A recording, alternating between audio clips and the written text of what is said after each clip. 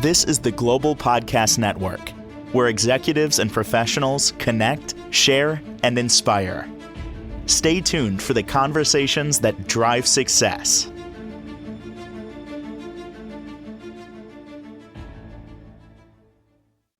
And welcome back, everyone.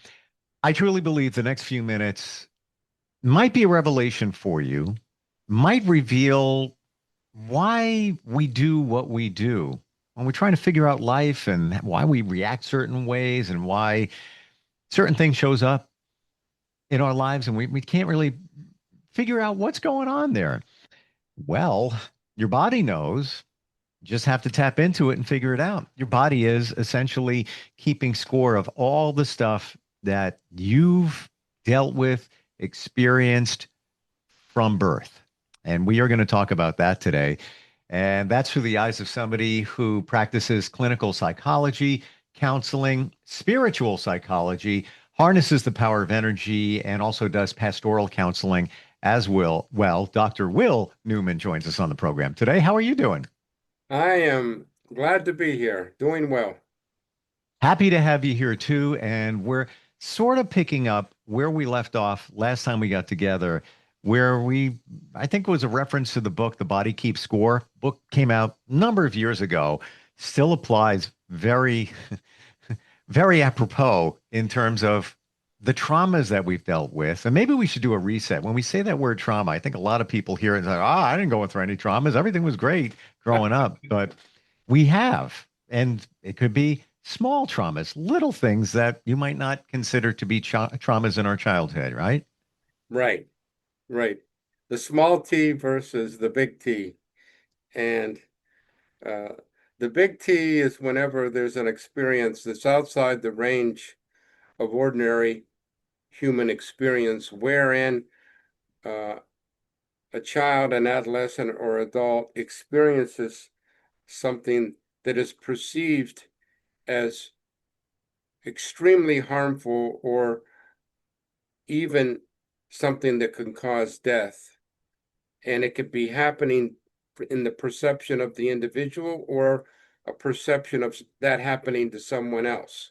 Whenever someone's exposed to that, the autonomic nervous system, which is the automatic nervous system, goes into a survival mode of fight or flight or freeze, because the threat could be death or severe harm. And that experience is biochemically and electrically imprinted in the body and doesn't ever leave. It's an additive, accumulative development and recording in the body unless it's cleared or unburdened or removed. And that's why I have integrated my treatment practices with spiritual psychology, energy psychology methods that directly clears the body. And one of the most common treatments that has been used for at least the past 25 or 30 years is called cognitive behavioral therapy. And that means changing beliefs or thoughts based on what's real and what's not real, what's a false or limiting belief and what's not. That can only go so far. And for someone who's experiencing trauma, it's not enough, because it's in the brain, it's intellectual, and the trauma is in the body. And the small T traumas could be something that in child development, there may be experiences where the parent may be overly reactive with anger or shouting or screaming from time to time, versus the big T trauma where there's fighting among parents and loud screaming chronically, regularly, many times a week. Or something that may be related to neglect and deprivation meaning the parent doesn't understand the necessity that your child needs the father and mother's presence, Mm, attention, mm, communicating overtly safety, protection, soothing, comfort, guidance, direction, and delight. Delight in the joyful, happy, fun times between a parent and child in adolescence, where it's lighthearted. If that doesn't exist, the parent may be unaware that uh, the belief that it's necessary to work so many hours and not have any time because they're too tired for the child by the time they get home.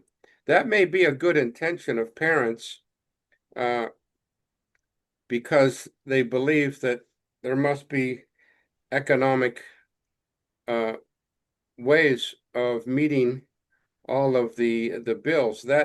That's true to an extent, but if it's too much time, the child's not getting what he or she needs.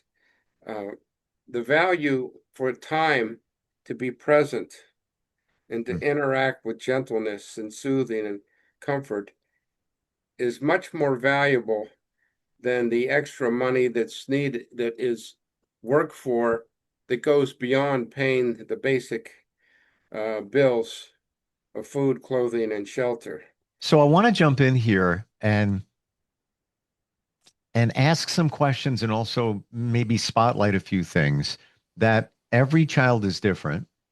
So you have two children before us, and one does their own thing. They don't need to be soothed or coddled, if you want to call it, or have that major attention from their parents. Then you could have another child they're craving it. They need it. They need direction. They need all of that.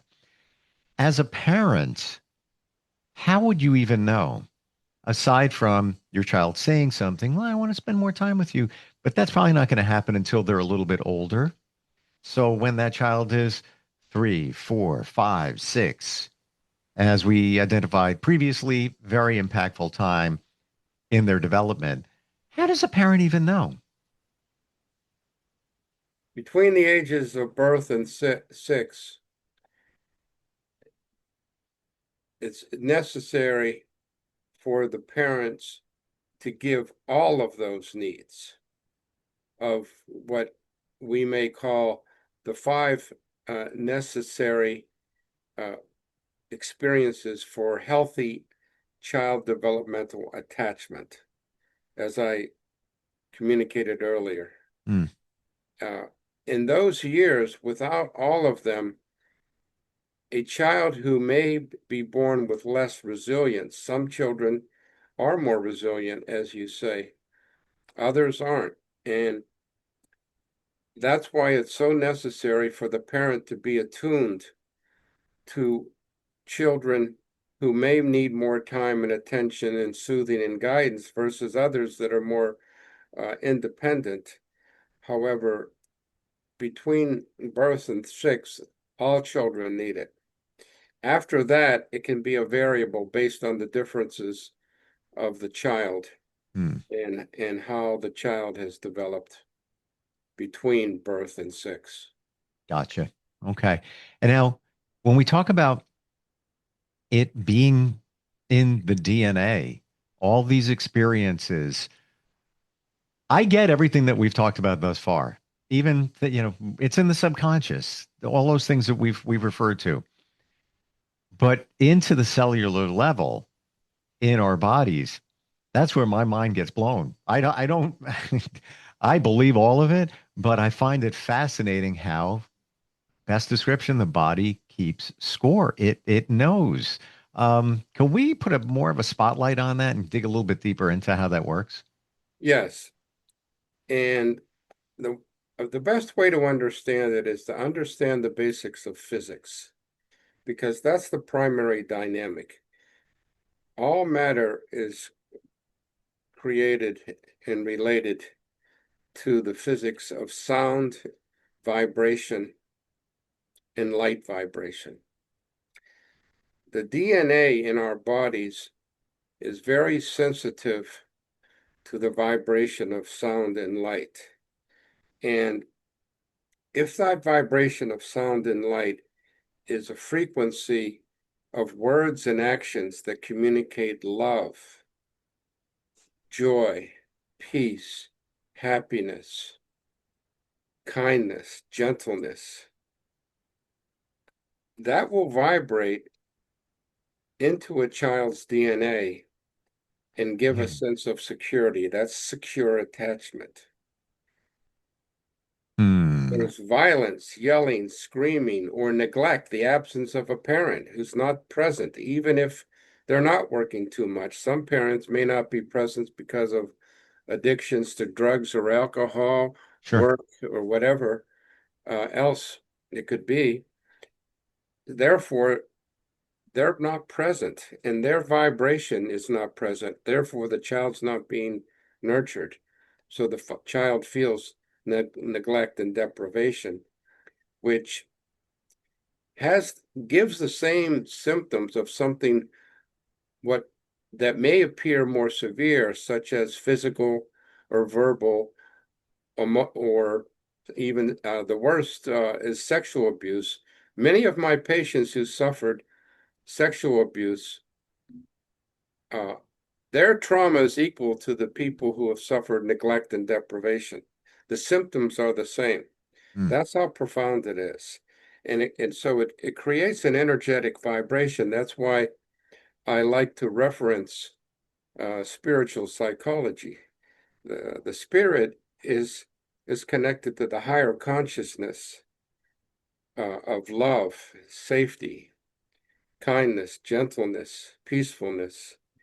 And without that, the DNA is altered in the body, and there's an absence of peace and safety and security, acceptance. And as I said previously, most often children, whenever a parent is abusive in some way, the child interprets it's about them. They feel fear or hurt or sadness or confusion, and their interpretation is, I feel bad, therefore I am bad. If I am bad, then that's shame. And shame is the master emotion of trauma. And isn't shame the lowest energetic vibration there is? That is correct. The lowest vibration. And that is why people who've suffered trauma in one or many ways are shame bound, immobilized with the belief that may be unconscious. I'm not good enough. I'm not worthy. I'm not lovable. I'm not acceptable. I'm inferior. And it's all about me, which leads to helplessness, hopelessness, worthlessness, which leads to depression. Most people who have experienced trauma are suffering from anxiety and depression. The big T trauma adds to that with the degrees of severity, panic disorders, obsessive compulsive behaviors, addictions, and feelings of such severe worthlessness that they even develop in childhood and adolescence suicidal ideology. If I'm worthless and nobody loves me, what's the point of living? And there's no hope that I'll never ever be good enough to be lovable. So what's the purpose of going on living? I'll never be good enough, which is so tragic. And years ago, back in the 60s and 70s and 80s, the highest cause of adolescent death was alcohol-related car accidents. That's been superseded by suicide, which is tragic. Yeah.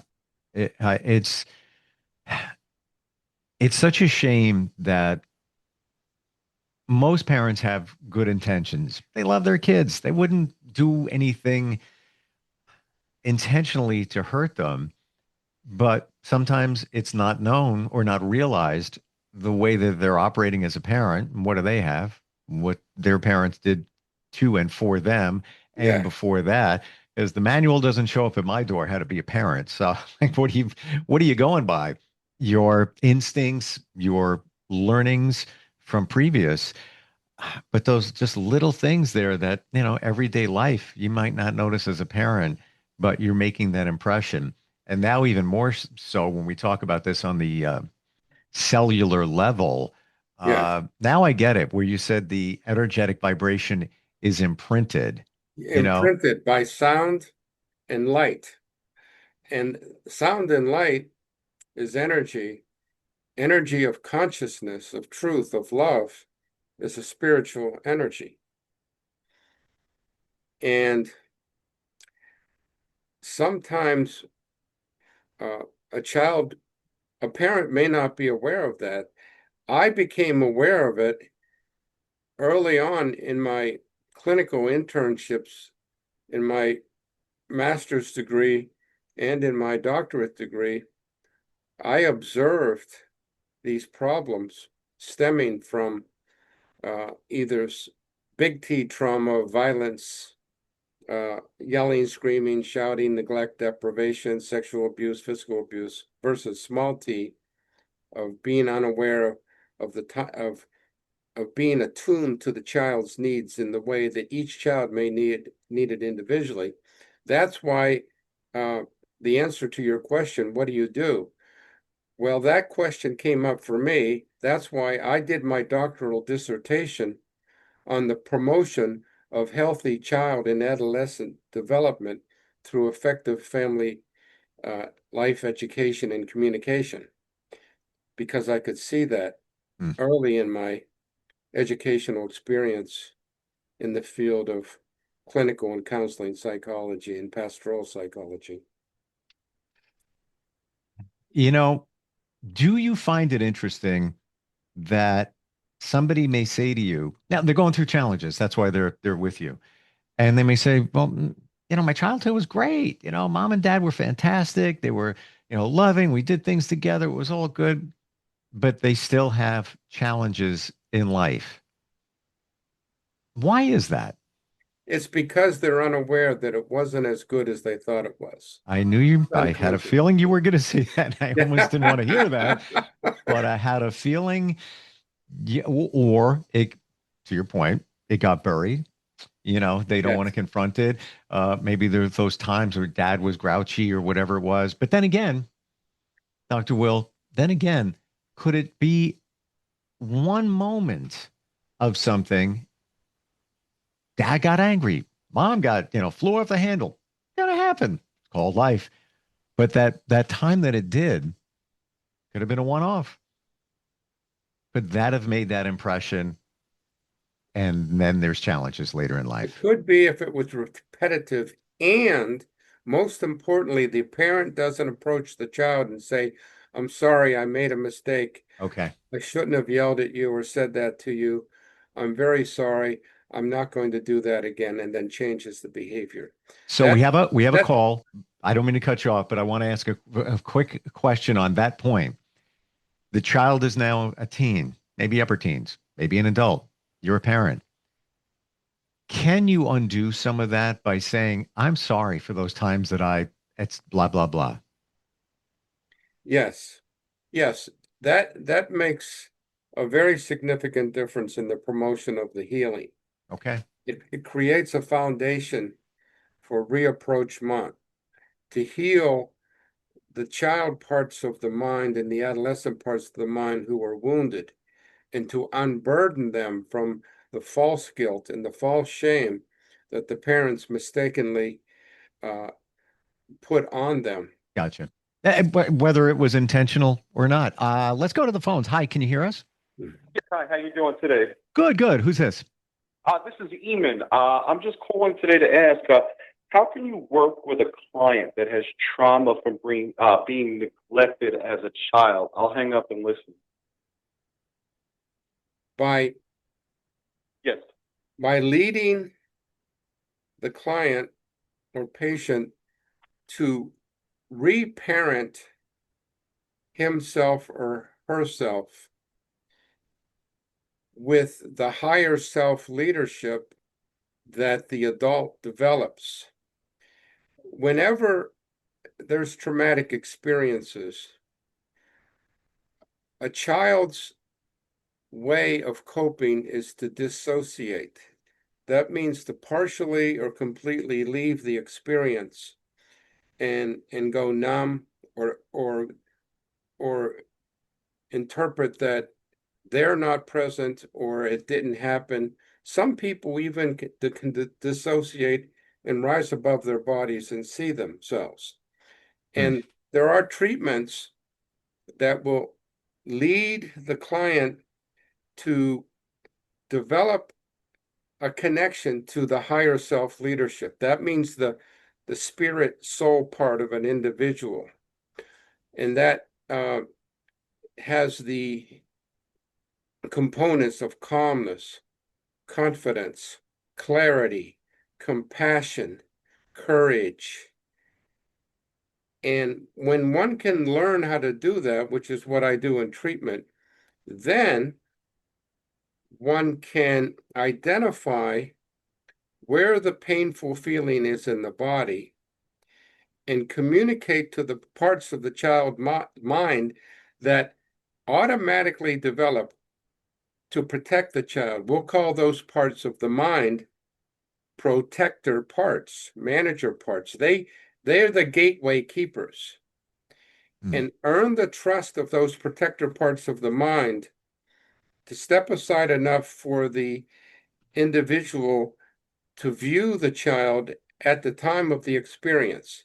It might be where the child went to a safe place to soothe himself or her, or whenever there was a traumatic experience. And then to invite the child part, we'll call that part the exile part, to talk about his or her feelings and to earn that trust that it's safe to talk to you centered in higher self leadership. We're just about out of time. I want to recap that last part you said there because I feel it's so important. Reparent yourself. So essentially, when we learn how to do that through psychological sessions, coaching, maybe spiritual counseling, whatever, energy counseling, whatever it may be, are we essentially picking up where our parents left off or fixing what they did or didn't do, but you're doing it for yourself? You're really taking over for the parent as the child within you. Is that really what's going on there? It's really what's going on. It's fixing it. And it's helping the child to unburden the painful feelings of guilt, shame, fear, hurt, anger, sadness, and to replace the beliefs that we'll call them limiting or false beliefs. I'm unworthy, I'm worthless, I'm not good enough, with new self-empowering beliefs. I am worthy. My parents made mistakes and they may not have intended to do what they did. Yep. And therefore, I can believe that they made a mistake and I am worthy. I am acceptable. I am loved, loving, and lovable.